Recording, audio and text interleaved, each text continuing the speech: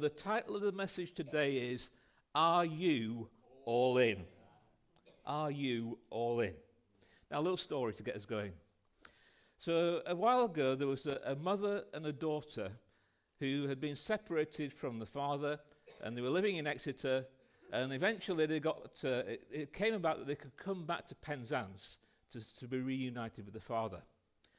And so they get on the coach in Exeter to come down, this mother and this daughter, the little daughter, I don't know how old she was, about so high. And the daughter is so excited that she's going to meet her daddy again. Yeah? You would be, wouldn't you? Well, I would be if I was small and I hadn't seen my dad for a long time.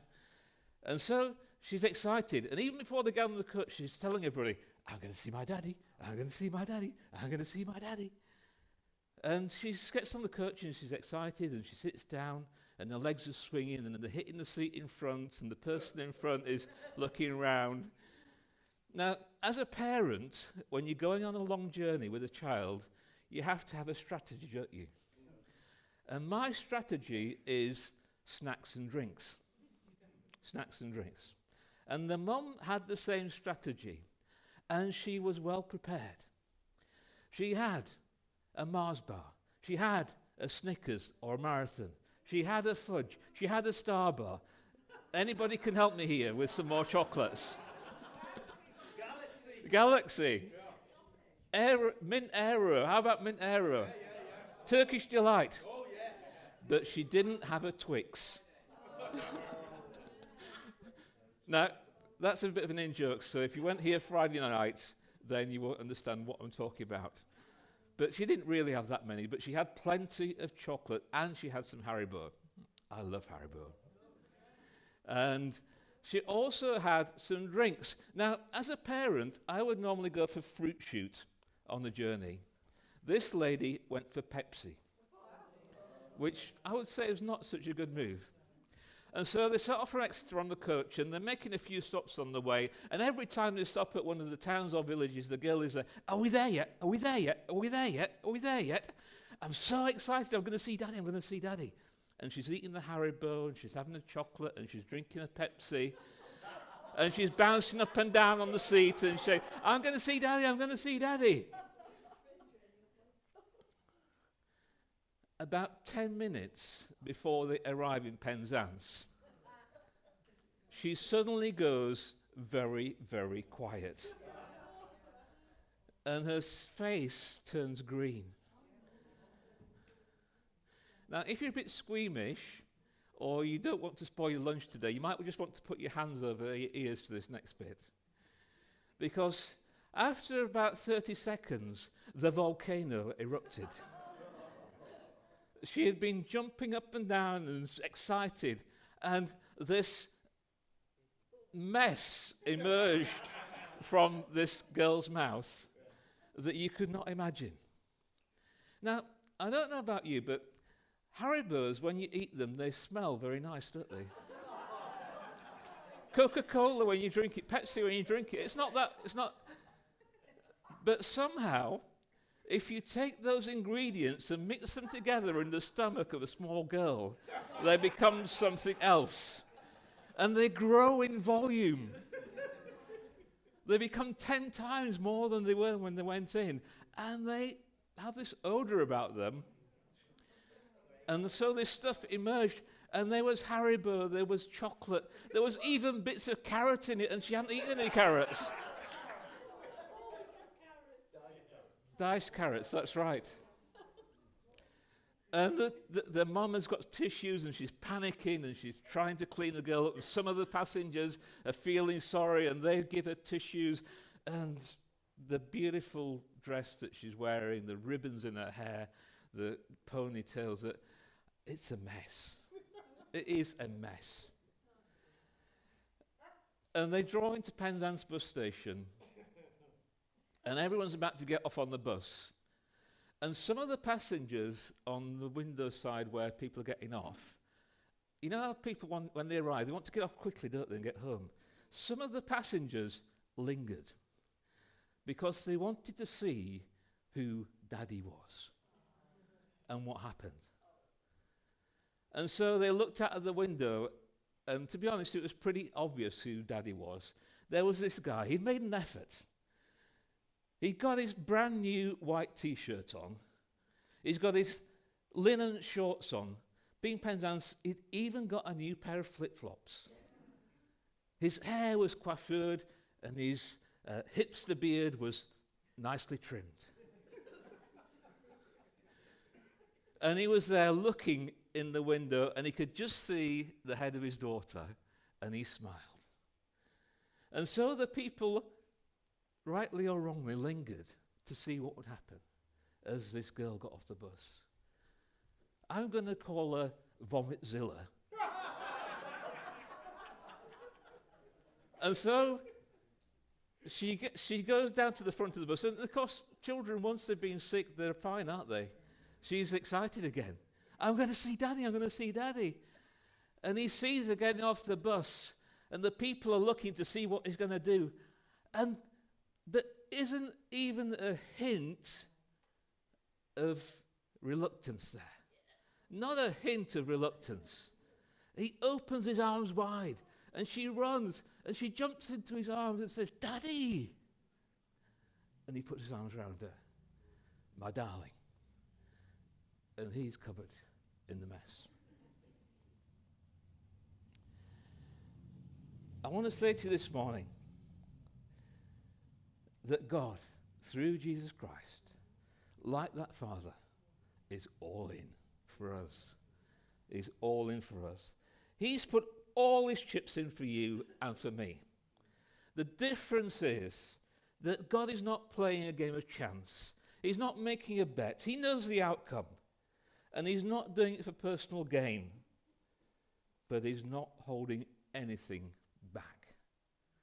And just like that father who longed to see his daughter, he accepts us in all our mess, all our smell, all our stink, and he embraces us with his love. Now that said, we come to our text this morning, which is from Luke chapter 14, verses 25 to 27. And it's Jesus speaking to a crowd who are following him. And this is what it says. If anyone comes to me and does not hate his own father and mother, and wife and children and brothers and sisters, yes, even his own life, he cannot be my disciple. Whoever does not bear his own cross and come after me cannot be my disciple. Now just take a moment to think about what I've just said, the story of love and how that pictures God, and then what Jesus is saying in these 3 verses. Boom. He makes it hard, doesn't he? Is in the, if you're reading in Luke's Gospel, this passage comes in the middle of a number of parables speaking about how we can enter the kingdom of God, how we can have a relationship through Jesus with God. It's, if you like, it's an evangelistic passage. But Jesus says, if you want to be my disciple. So what is a disciple? A disciple is a learner, not just someone who acknowledges something, not just someone who says, oh yeah, I agree with that. A disciple is a person who commits themselves to learn and to be influenced and to be part of what they are a disciple of. When we become Christians, we accept an invitation from God. Jesus, if you like, calls our name, and we hear, and we respond. That's faith.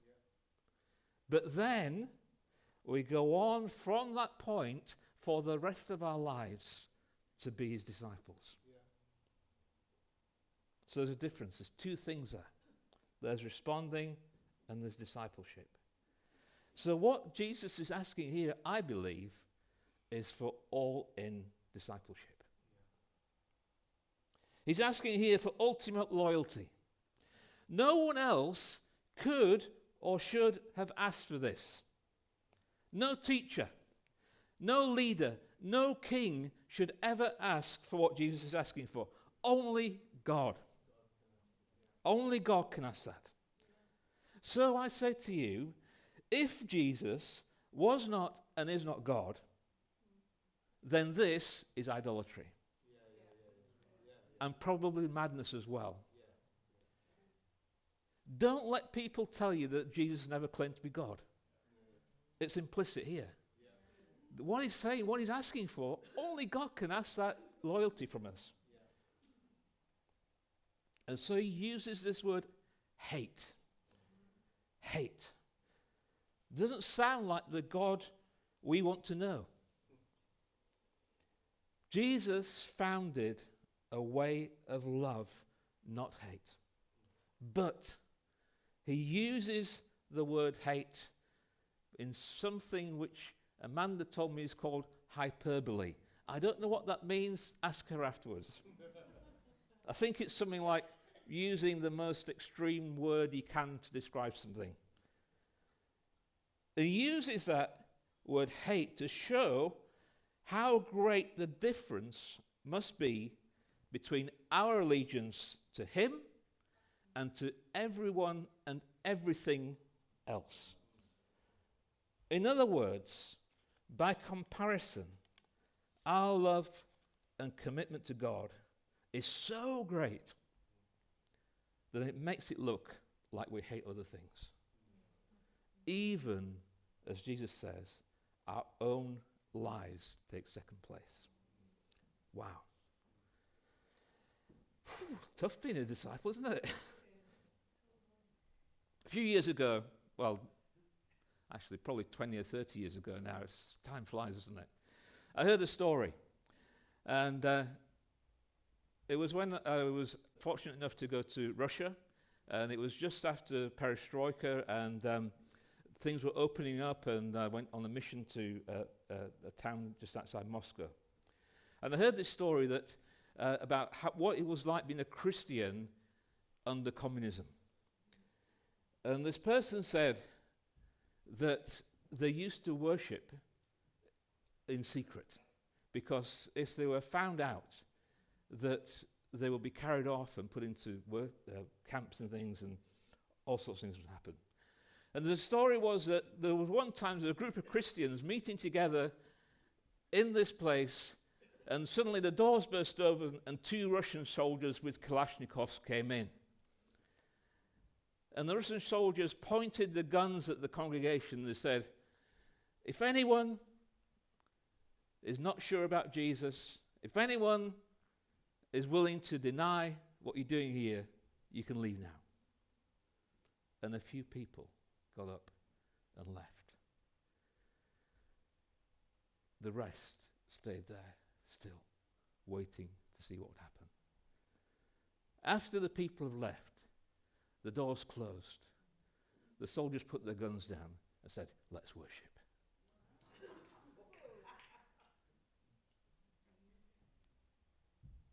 If you're not willing to lose your own life, then wow. The cost of discipleship for us, it's a hard message, is to be all in. But God, Jesus, doesn't ask us to do anything he hasn't done or been through himself. Napoleon Bonaparte said this quote. He said, I know men, and I tell you that Jesus Christ is no mere man. Between him and every other person in the world, there is no possible term of comparison. Alexander the Great, Caesar, Charlemagne, and I have founded empires. Nice how he puts himself with Caesar, Charlemagne, and Alexander the Great. You know, he's quite modest, is Napoleon.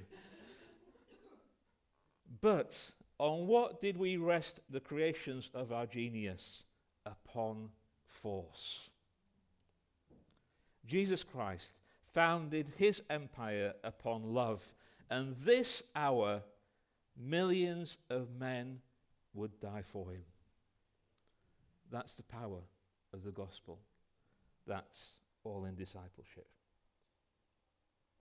Now, the difficulty for us is it's not the hard things that cause us problems.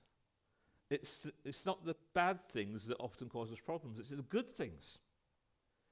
And a preacher called Charles Spurgeon, Victorian preacher, put it like this. He said this: "The greatest danger of idolatry comes not from what is bad, but from what is good, such as family relationships. The greatest threat to the best often comes from the second best." That's hard, isn't it? So sometimes what is great or second best becomes a stumbling block to us. But the truth is, if we're following Jesus with all our souls, mind, strength, and heart, we should be better husbands. We should be better wives. We should be better parents. And we should be better friends and colleagues and students. But only if we got our priorities the right way around. Now, that's Jesus saying what all in discipleship is. And you could say, well, yeah, it's just general advice, isn't it? So if we're trying to be generous, we could say that's general advice. That's what we should be aiming for. But then Jesus notches it up a bit. And he begins to talk about us picking up our cross. So he says, not the cross, which is Jesus' cross, not a cross, which happens to be somewhere, but our cross. Personal to you, personal to me. Now, I read, as I was preparing this, that when Jesus said this, the people who were listening would have understood exactly what he was saying, and they would have been horrified. Because in the Roman world, at that time, before a man died on the cross, before he was executed by the Romans, he had to carry his cross, or at least the horizontal beam of the cross, if not the whole thing. When the Romans crucified a criminal, they didn't just hang him on the cross, they first hung the cross on him. And Jesus is using that picture to challenge the people around him, the crowds as it were, to the cost of following him. If we take up our cross, whatever that is for each one of us, and it will be different things for every one of us, then we can come after him. You know, I've heard so many people pray, and I've prayed it myself, Lord, make me more like Jesus. Make me more like him. We need to be careful what we ask for, because God answers prayer. And sometimes we're not ready for it. Only cross bearers can be disciples. No cheap grace. Faith is not following a set of rules or doctrines. It's yielding our lives. So, Jesus calls us to count the cost. And then in the next few verses, after the ones that we read, he sets out the standard. He gives two illustrations. One illustration is about building a house. One illustration is about a king going out to war. And what he says in both these things is that we have to count the cost of what we're doing, not at the end, not in the middle, not right at the beginning, but before we even start. You need to sit down, level-headed, questioning, non-emotional, and make a response. Am I prepared to pay the cost of this project? Can I see it through? Wasn't it so great to hear what Nigel was sharing about the Hope Project? There's a cost to that. To some of us here, and to some people who've been here and are longer here, to some people in the future. The cost of being part of those people's lives is part of the cost of discipleship. And so the question I have, which I'm not sure I've got a full answer to, so I'm going to need your help on this one, is why do we need to be all in? Why do we need to be all in? If anyone's got any ideas of why Jesus says we've got to be all in. Marina. The picture that immediately comes to mind is, and you've seen it on like YouTube and things, that somebody puts one foot in a boat that's tied to the side of a quay, and then the boat starts to move out, and they've got one foot in the boat, one foot on the quay, and you know that's going to end in disaster. It certainly is. If they don't commit either way. Absolutely, yeah. Anyone else? Steve? All in actually means full commitment. Yeah, that's right. Crispian? It's like the parallel of, a house divided cannot stand, so it has to be a whole thing. Ezra at the back there. Being all in shows that we're ready and prepared to make a decision that's final. The final decision, yes, that's right. Anybody else? Julie, down the front here. What strikes me is God's done everything for us, absolutely everything, and he's laid down his life, and he's worthy of us. We won't ever love him perfectly, but he is worthy of us to be all in, because he's just, there are no words. It's just amazing. Yeah, and that's right, isn't it? We will never be perfect. So we can't meet God's ultimate standard. There's grace for us as we seek to be all in with him. Amazing. Anybody else? No? Okay, well, I had a bit longer to think about this question than you have. I've just given you a few seconds. And I've not necessarily come up with any better answers than you have. But it seems to me that if we're to see Jesus' strategy for our lives, we need to be all in. Because that word about the cataract has been removed. We need to see clearly. And I think if we do that, we can do what Jesus asked us to do. And the two words that came to me when I was thinking about this was that Jesus calls us to live obediently, which is pretty straightforward really, just do what he says, and redemptively, which is a bit more complicated word. So the Christian life begins when we accept Jesus' invitation, but discipleship begins when we realize that there is much, much more than just saying yes. So what does it mean to live redemptively?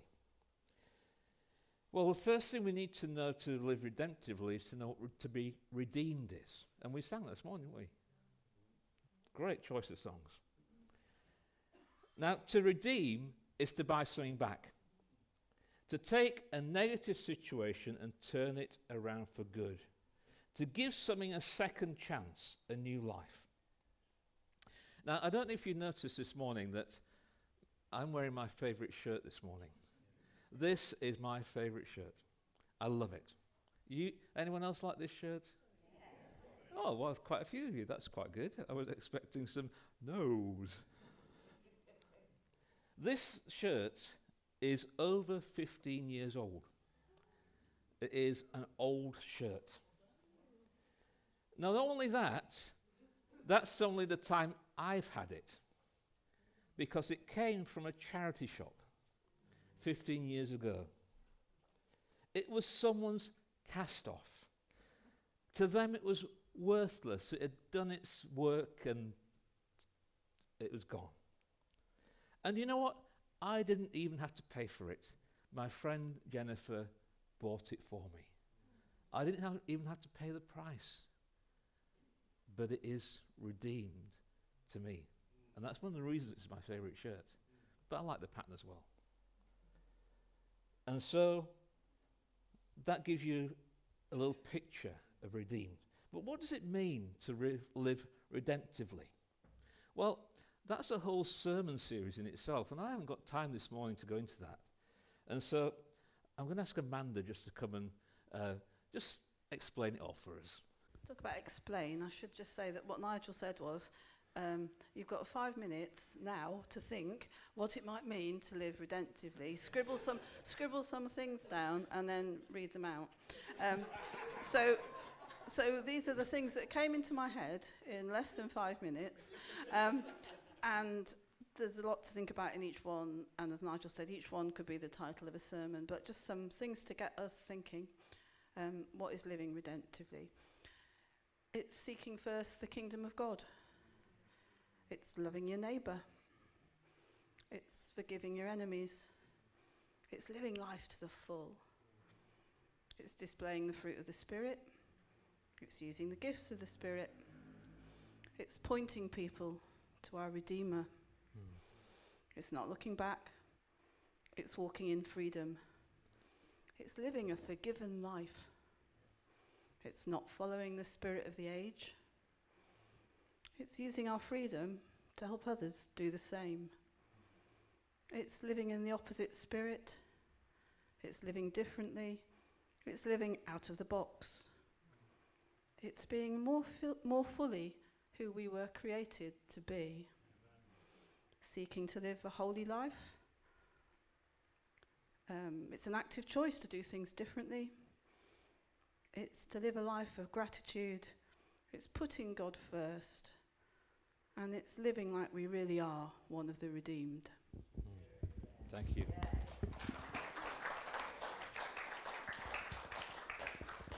Not bad for 5 minutes, eh? Pretty good.